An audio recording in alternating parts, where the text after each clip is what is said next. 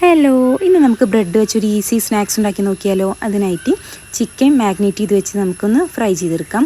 കൂടാതെ cabbage, carrot, cucumber, onion നന്നായിട്ട് ചോപ്പ് ചെയ്തെടുക്കാം. പിന്നെ ബ്രെഡ് ആവശ്യമുണ്ട്. ബ്രെഡിൻ്റെ 4 സൈഡും കൂടെ കട്ട് ചെയ്തതിന് ശേഷം ആ സൈഡ് കൊണ്ട് നമുക്ക് ബ്രെഡ് ക്രംസ് ഉണ്ടാക്കി വെക്കാം. പിന്നെ 2 മുട്ട ബീറ്റ് ചെയ്ത് വെക്കാം.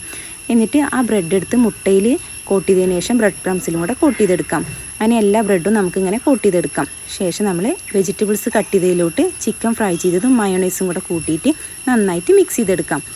ഇനി നമുക്ക് കോട്ട് ചെയ്ത് വെച്ചിട്ടുള്ള ബ്രെഡ് നല്ല തിളച്ച എണ്ണയിലോട്ടിട്ട് 2 സൈഡും നന്നായിട്ട് ഒന്ന് ഫ്രൈ ചെയ്തെടുക്കാം. ഒരു ബ്രൗൺ നിറമാവുന്നവരെ പൊരിച്ചെടുക്കാം. ഇനി നമുക്ക് ബ്രെഡിൻ്റെ സെൻറ്റർ പോർഷനായിട്ട് നമുക്ക് കട്ട് ചെയ്തിട്ട് അതിൻ്റെ ഉള്ളിലോട്ട് നമ്മൾ മാറ്റി വെച്ചിട്ടുള്ള ആ ഫില്ലിങ്സ് നിറച്ച് കൊടുക്കാം.